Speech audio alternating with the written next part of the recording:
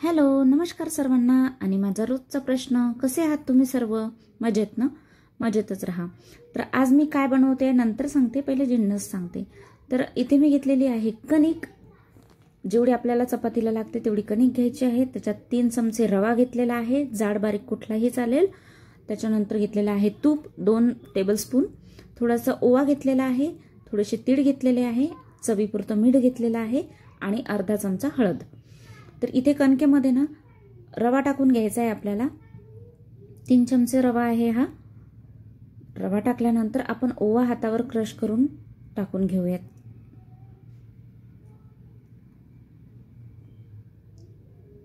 ओवा टाकून घेतलेला आहे.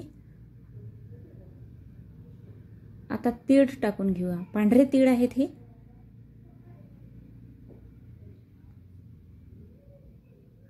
एक ते 1.5 चमचा आहे. आणि आता चवीपुरतं मीठ.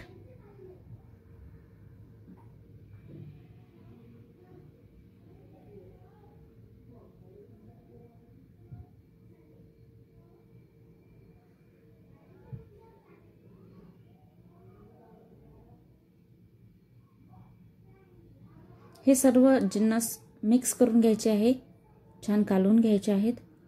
आणि मग आपण त्यामध्ये टाकणार आहोत हळद. अर्धा पाऊण चमचा हळद टाकायची आहे. तुम्हाला हळद आवडत नसेल, पिवळा आवडत नसेल तर तुम्ही स्किप करू शकता हळद. पण तूप टाकायचं. तुपाने ना वाटी खूप छान होते. हे सर्व मिक्स झाल्यानंतर ना आपल्याला याचा गोळा तयार करून घ्यायचा आहे. कणिक मळून किंवा भिजवून घ्यायची आहे. जशी आपण पुरीला करतो ना तशी अशी म्हणजे घट्ट कडकशी कणिक करून घ्यायची आहे. सॉफ्ट नाही पाहिजे आपल्याला कणिक. तर जशी आपण पुऱ्यांना करतो तशी कणिक करायची. आणि ही जे बर्नरवरचं ते असतं ना चौकोनी, त्याला आपण सगळी म्हणतो, कोणी काय म्हणतं, स्टँड वगैरे काय म्हणत असाल तुम्ही, ते काढून घ्यायचं आहे. आणि ही माझ्याकडे असं बाटी पात्र आहे. मी बाटी पात्रामध्ये बनवत आहे. तर बाटी पात्रावरची जी जाळी असते ना त्या जाळींवर हे ठेवून द्यायचे आहेत कणकेचे गोळे करून.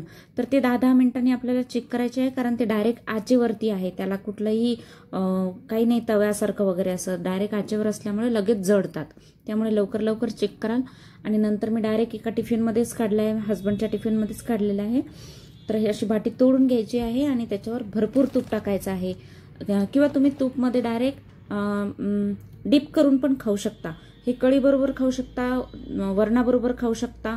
आणि मी वांग्याची भाजी बनवलेली आहे आणि तुम्ही लाल भोपळा, ज्याला कोहळं म्हणतात विदर्भामध्ये, त्याच्यासोबत पण खाऊ शकता. खूप छान भन्नाट टेस्ट लागते. एकदा नक्की करून बघा. कशी झाली रेसिपी कमेंट करून सांगा.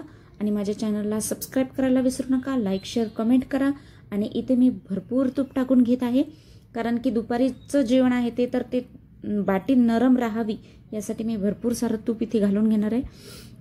आणि त्याच्याबरोबर स्प्राउट्स दिलेले आहेत आणि भाजी आणि बाटी, असा हस्बंडचा लंच बॉक्स आहे. तर मला सांगा आजची रेसिपी कशी होती कमेंट करून नक्की. भेटूया नेक्स्ट ब्लॉगमध्ये. तोपर्यंत काळजी घ्या तुमची आणि आई वडिलांची. Bye, take care.